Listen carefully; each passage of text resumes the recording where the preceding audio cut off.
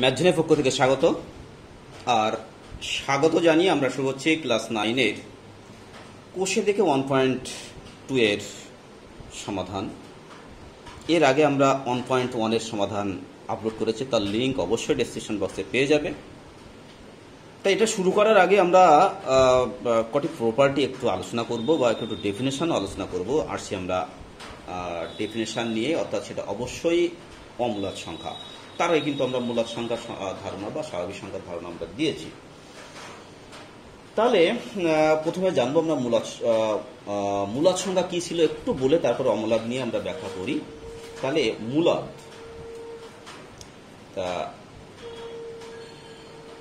মূলদ সংখ্যা এর ডেফিনেশন কি ছিল? সেখানে ছিল কোনো সংখ্যাকে যদি আমরা পি বাই কিউ আকারে প্রকাশ করতে পারি, যেখানে বলা ছিল কিউ নট ইকাল টু 0 এবং পি আর কিউ উভয়ই হচ্ছে পূর্ণ সংখ্যা। এটা হচ্ছে আমাদের মূলদ সংখ্যা ডেফিনেশন। আর অমূলদ সংখ্যা কি? যে সংখ্যাকে আমরা পি বাই কিউ আকারে প্রকাশ করতে পারবো না, যে সংখ্যাকে পি বাই কিউ আকারে প্রকাশ করতে পারবো না, সেটা হচ্ছে অমূলদ সংখ্যা। তা অমূলদ সংখ্যা পি বাই কিউ আকারে প্রকাশ করা যায় না এরকম সংখ্যা কোনগুলো, বা অমূলদ সংখ্যা কোনগুলো? দেখো √2। তাহলে কি বললাম আমরা? অমূলদ সংখ্যাকে বলছি যাদেরকে আমরা পি বাই কিউ আকারে প্রকাশ করতে পারছি না। কি বললাম? এটাকে আমরা পি বাই কিউ আকারে প্রকাশ করতে পারবো না। আর তাহলে উদাহরণ আমরা কি বলছি? √2, √3, √5, এই যে এগুলো কিন্তু সব হচ্ছে এই ধরনের, যার হচ্ছে সহজ কথায় আমরা মূল করতে পারছি না, সঠিক মূল করে আমরা মান আনতে পারছি না, সেটা হচ্ছে অমূলদ সংখ্যা। এই মূল কেন বললাম? সেটা কিউব রুট হতে পারে, আবার স্কোয়ার রুটও কিন্তু হতে পারে। তা যাই হোক, তা সাধারণত আমরা এই ধারণাটা মাথায় রাখবো, কারণ আমাদের এই বিষয় নিয়ে কিন্তু ক্লাস 9-এ আলোচনা আছে, বর্গমূলের ধারণাতেই আছে বা স্কোয়ার রুট নিয়েই আছে। সেজন্য √2, √3, √5 এগুলো কিন্তু সবই হচ্ছে অমূলদ সংখ্যা। তা কেন এটা অমূলদ সংখ্যা তা আমরা একটু ব্যাখ্যা করি।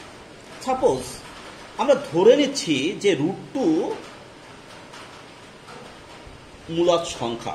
তাহলে √2 যদি মূলদ সংখ্যা হয়, তাহলে এটাকে কি পি বাই কিউ আকারে অবশ্যই প্রকাশ করতে পারবে।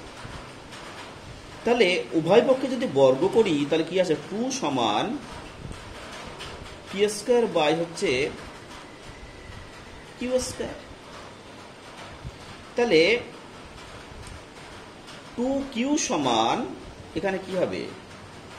P square by q.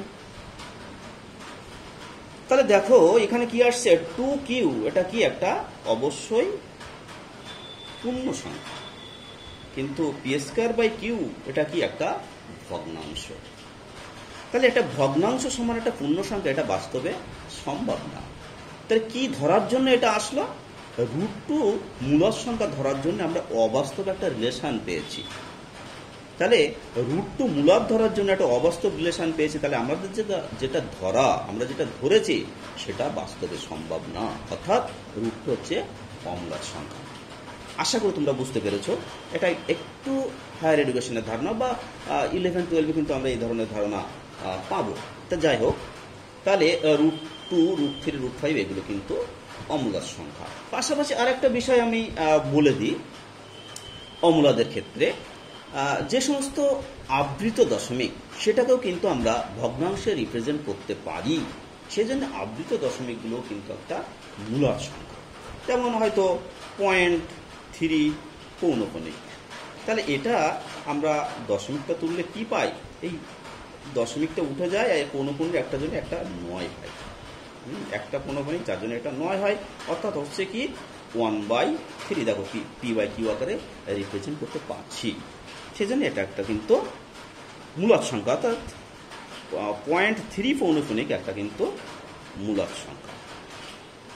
তাহলে অমূলদ সংক্রান্ত বিষয়ে আমরা একটা আলোচনা করি, বা অমূলদ সংক্রান্ত একটা উদাহরণ নিই। হয়তো অনাবৃত দশমিক যে থাকে, যেগুলো থাকে, যে ভগ্নাংশগুলো থাকে বা সহজ কথায় যে দশমিকের পরে যে অনাবৃত যে সংখ্যাগুলো সে অসীম, কিন্তু সেক্ষেত্রে তাহলে কি বললাম, দশমিকের পরে দশমিক অসীম হবে এবং সেটা অনাবৃত, মানে আবৃত না। আবৃত ক্ষেত্রে কি হয়, যে একটা নির্দিষ্ট টাইম অন্তর অন্তর কিন্তু সেই সংখ্যাগুলো বারবার রিপিট করে বা নির্দিষ্ট একটা সংখ্যা কিন্তু বারবার রিপিট হয়। তাহলে সেক্ষেত্রে আমরা দেখো, আমরা এরকম বলতে পারি হয়তো 2.1011 হয়তো 0, তারপর 1110, তারপর হচ্ছে দেখো 1110, এরকম ইনফিনিটি এখন চলতে থাকবে। তাহলে দেখো এটা কিন্তু নির্দিষ্ট হারে হচ্ছে না, প্রথমে 1, তারপর 2 1, তারপর 3 1, তারপর 4 1, এরকম দরকার ইনফিনিটি। তাহলে এটা দশমিক কি তুলবো আমি, এটা দশমিক তুলে আমরা কি করে বাই একটা সংখ্যা নিয়ে আসবো, এটা বাই একটা, কিন্তু এর নিচে আমরা এই দশমিক তুলে দশমিক ধরে 1, এবার এরপরে কতগুলো আমি শূন্য বসাবো সেটা কিন্তু নির্দিষ্ট করে আমরা বলতে পারছি না। সেই জন্যে এই যে সংখ্যাটা আমরা লিখলাম, এই যে অসীম এবং অনাবৃত যে দশমিক এই যে সংখ্যাটা লিখলাম, সেটা অবশ্যই একটা অম্লান সংখ্যা। আশা করি তোমরা বুঝতে পেরেছ। এবার আমরা আসি প্রশ্নে আসি। প্রশ্ন দেখো 1.1 দেখো, বলেছে দুটি মূলদ সংখ্যার সমষ্টি সর্বদা মূলদ সংখ্যা হবে। এটা সঠিক, দুটো মূলদ সংখ্যা তাহলে হয়তো আছে 2/3 প্লাস হচ্ছে মনে করো হয়তো, আচ্ছা আমরা ABC দিয়ে ব্যাখ্যা করি, হয়তো দেখা গেল আছে P/Q প্লাস হচ্ছে হয়তো দেখা গেল R/S, এই দুটো মূলদ সংখ্যা। তাহলে এটাকে লসাগু করলে আমরা পাবো QS। তাহলে এখানে কি পাবো, PS প্লাস হচ্ছে QR। তাহলে দেখো এই উপরে একটা আমরা পূর্ণ সংখ্যা, QS একটা পূর্ণ সংখ্যা, তো P/QR কিন্তু আমরা রিপ্রেজেন্ট করতে পারছি। তাহলে সহজ কথা আমরা বললাম কি, একের দাগ, একের এক যেটা বলেছে দুটি মূলদ সংখ্যা সমষ্টি, দুটি মূলদ সংখ্যা সমষ্টি সর্বদা মূলদ সংখ্যা হবে, এটা অবশ্যই ট্রু। দুয়ের দাগ দেখো, দুয়ের দাগে কি বলা আছে, দেখো দুয়ের দাগে বলা আছে দুটি অমূলদ সংখ্যার সমষ্টি সর্বদা অমূলদ সংখ্যা। তাহলে এটা দেখো হতেও পারে, নাও হতে পারে। কেন দেখো আমি একটু ব্যাখ্যা করি। দেখো অমূলদ সংখ্যা বলা হচ্ছে, তাহলে মনে করো আছে 2√3, আর একটা আছে মনে করো -2√3, এরকম আছে। তাহলে এই দুটো যদি আমরা যোগ করি তাহলে কি হচ্ছে, এই দুটো যোগ করলে 2√3 প্লাস -2√3 সমান দেখো 0। তাহলে সেটা তো কি 0 কি অবশ্যই একটা মূলদ সংখ্যা। হয়তো তুমি করতে পারো এরকম 2 + √3, এটা কি অবশ্যই একটা অমূলদ সংখ্যা। আর একটা মনে করো 2 - √3, তাহলে এদের দুজনে যদি আমরা যোগ করি তাহলে √3 কেটে যাচ্ছে, সমান কি হচ্ছে 4। তাহলে এটা দেখো মূলদ সংখ্যা। তাহলে এটা কিন্তু ফলস, এটা অবশ্যই 2-এর দাগ ফলস হবে। তারপর 3-এর দাগ, 3-এর দাগে বলা আছে দেখো দুটি মূলদ সংখ্যার গুণফল সর্বদা মূলদ সংখ্যা। অবশ্যই দুটো মূলদ সংখ্যা আমরা যদি গুণ করি তাহলে অবশ্যই সেটা মূলদ সংখ্যা হয়, এটা ট্রু। 4 নম্বর দেখো বলেছে দুটি অমূলদ সংখ্যার গুণফল সর্বদা মূলদ সংখ্যা হবে না, এটা হবে না। দেখো এই যে এক্সাম্পল গুলো নিয়েছি, এটার সঙ্গে এটা যদি গুণ করি তাহলে প্লাসে মাইনাসে -4 আর √3 × √3 কত হবে 3। তাহলে দেখো রুট থাকছে না, অর্থাৎ এটা ফলস। তারপর 5, প্রতিটি মূলদ সংখ্যাই বাস্তব সংখ্যা। প্রতিটি মূলদ সংখ্যাই বাস্তব সংখ্যা অবশ্যই, কারণ কি মূলদ সংখ্যা এবং অমূলদ সংখ্যা সেট হয় আমাদের বাস্তব সংখ্যা, তাহলে অবশ্যই এটা ট্রু। তারপর 6 নম্বর হচ্ছে প্রতিটি বাস্তব সংখ্যাই অমূলদ সংখ্যা। না, বাস্তব সংখ্যা কি একটা বাস্তব সংখ্যা, সেটা তো অমূলদ নয়, তাহলে এটা অবশ্যই ফলস হবে। তাহলে আমরা 1-এর দাগের গুলো বললাম এক এক করে, এরপর যাব 2-এর দাগে।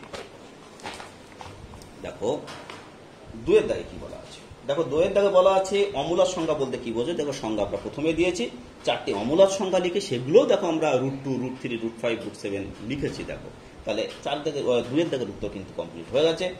এবার বলছে নিচের সংখ্যাগুলির মধ্যে কোনটি অমূলদ সংখ্যা এবং কোনটি অমূলদ সংখ্যা লিখি। দেখো এখানে কতগুলো সংখ্যা আছে, √9। তাহলে √9 কি, √9 মানে 3।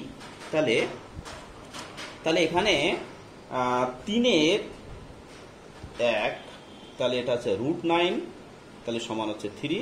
এটা কি অবশ্যই মূলদ, এটা মূলদ সংখ্যা। তারপর 2, 2 কত আছে, রুট 225, তার মানে হচ্ছে 15, এটা অবশ্যই মূলদ সংখ্যা। 3 দাগ রুট 7, এটা কি, অমূলদ সংখ্যা। 4 দাগ রুট 50, তাহলে রুট 50 সমান আমরা কি লিখব, 5 রুট 2, তাহলে এটা অমূলদ।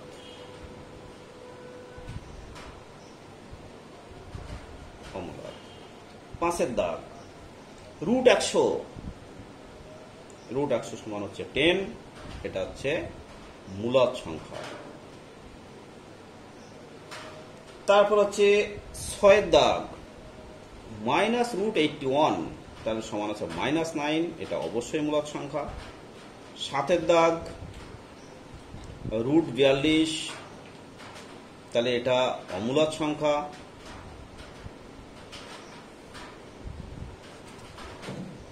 তারপর 8 দাগ রুট 29, এটাও অমূলদ সংখ্যা। 9 দাগ মাইনাস রুট 1000, তাহলে এটাকে কি লিখতে পারি আমরা, -10 রুট 10, তাহলে এটা হচ্ছে অমূলদ।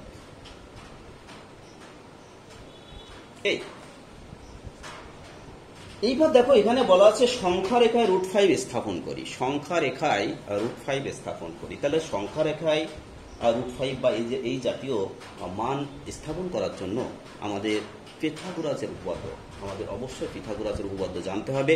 পিথাগোরাসের উপপাদ্যটা কি আমি একটু ব্যাখ্যা করে দিই।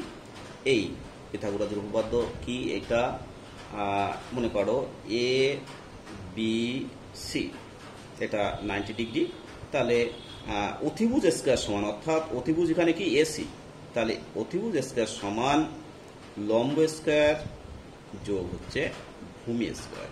এই প্রপার্টিটা কিন্তু আমার লাগবে।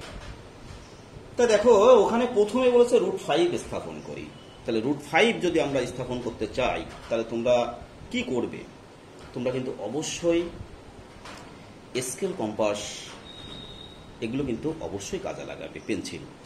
তা প্রথমে তোমরা কি করবে, এরকম একটা রেখা টানবে, এরকম একটা রেখা টানলে এবার এটা মনে করো ও, এবার এটা 1, এটা 2, 3, এই দূরত্বগুলো মোটামুটি সেম রাখার চেষ্টা করবে, এটা 4, এই দিকে দেখো রুট 5 এটা কিন্তু একটু মেমোরি ক্যালকুলেশন করে নিতে পারলে ভালো হয়। তাহলে রুট 5 এটাকে আমরা কি লিখতে পারি, দেখো 4 প্লাস 1 এরকম আকারে কিন্তু আমরা লিখতে পাচ্ছি। অর্থাৎ আমরা যদি রুটের ভিতরে 2 স্কয়ার প্লাস 1 স্কয়ার করি তাহলে কিন্তু 5 চলে আসছে। দেখো এখানে কি বলছে, 4 প্লাস 1, 4 মানে কি 2 স্কয়ার প্লাস 1। তাহলে কি করবে, এখান থেকে তোমরা এই যে 2 যেখানে তুমি করেছো, এই 2 এইখানে তোমরা অবশ্যই একটা কম্পাসের সাহায্যে 90 ডিগ্রি কোণ আঁকবে বা লম্ব অঙ্কন করবে, এখানে লম্ব অঙ্কন করবে। তাহলে কিভাবে লম্ব অঙ্কন করতে হয় সেটা তোমরা জানো, এখানে বসিয়ে কম্পাস দিয়ে এদিকেও চাপ, এখানে বসিয়ে এ পাশেও চাপ, এগুলো তোমরা জানো, সেই জন্য আমরা বলছি না, তোমরা অবশ্যই এটা করতে পারবে। তাহলে কিভাবে, এই তবুও একটু দেখিয়ে দিই, এখানে কম্পাস বসিয়ে তোমরা প্রথমে এইভাবে দেখা গেল একটা চাপ কাটলে, এবার এইখানে বসিয়ে দেখা গেল এখানে একটা চাপ কাটলে, আবার এইখানে বসিয়ে এ পাশে একটা চাপ কাটলে, তাহলে তারপর এই বিন্দু আর এই বিন্দু যোগ করে দিলে হয়ে গেল আমাদের 90 ডিগ্রি বা লম্ব। তাহলে এখান থেকে এই পর্যন্ত 2, আর এখানে কি বলছে 2 স্কয়ার প্লাস 1, তাহলে এইবার এখান থেকে 1, এই যে 0 থেকে 1 এই পর্যন্ত মাপ নিয়ে এখান থেকে একটা কেটে দাও, এটা কাটো, এটা হলো 1, দেখিয়ে দিলাম। এইবার ও আর এটা যোগ করে দাও, যোগ করে দিয়ে এখান থেকে এই পর্যন্ত কম্পাস দিয়ে মাপ নিয়ে এবার এখানে কাটো, এখানে কাটলে দেখবে এরকম জায়গায় চলে আসবে। তাহলে এটা মনে করো পি বিন্দু, তাহলে পি বিন্দুতেই আমাদের রুট 5 অবস্থিত। তাহলে পি বিন্দুটাই হচ্ছে আমাদের রুট 5 এর অবস্থান, অর্থাৎ পি বিন্দুতে আমরা রুট 5টা অঙ্কন করতে পারবো বা রুট 5টা চিহ্নিত করতে পারবো। তাহলে এইভাবে কিন্তু তোমাদের করতে হবে। তারপর দেখো সংখ্যা রেখায় √3, দেখো √3টাকে আমাদের স্থাপন করতে বলে দিয়েছে। তাহলে এক্ষেত্রে আমরা কি করব, √2 তার হোল স্কয়ার প্লাস 1 স্কয়ার, কিন্তু √2 তার হোল স্কয়ার প্লাস 1 স্কয়ার এরকম একটা ব্যাপার, সেটা একটু আমি বলে দিই। যেগুলো কি করতে হবে আমরা একটু বলে দিলে তোমাদের বুঝতে সুবিধা হবে। √3, তাহলে এটাকে কি করা যাবে, দেখো রুটের ভিতরে √2 তার হোল স্কয়ার প্লাস হচ্ছে 1, যার জন্য তোমরা এখানে কি করবে, অবশ্যই প্রথমে সংখ্যা রেখা নেবে, নিয়ে 0, এখানে 1, 2 এইভাবে কিন্তু তোমরা করবে। এবার এইখানে তোমরা প্রথমে লম্ব টানো, এই 1-এর উপরেই তোমরা একটা ধরো এই লম্ব টানো, এখান থেকে 1 দূরত্ব কাটলে, তাহলে এইটুকু আমাদের কিন্তু এই চলে আসে, এটা হচ্ছে 1, এটা কিন্তু 1, তাহলে এইটুকু হচ্ছে আমাদের রুটের মধ্যে 1 স্কয়ার প্লাস 1 স্কয়ার, অর্থাৎ এইটা পেলাম আমরা রুট।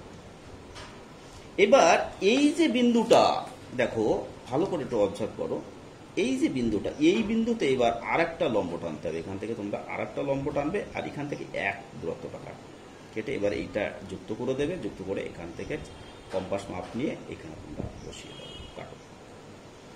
আশা করি বুঝতে পেরেছো। এইভাবে কিন্তু আমাদের সংখ্যা রেখায় এই অমূলার সংখ্যাগুলো স্থাপন করতে হয়।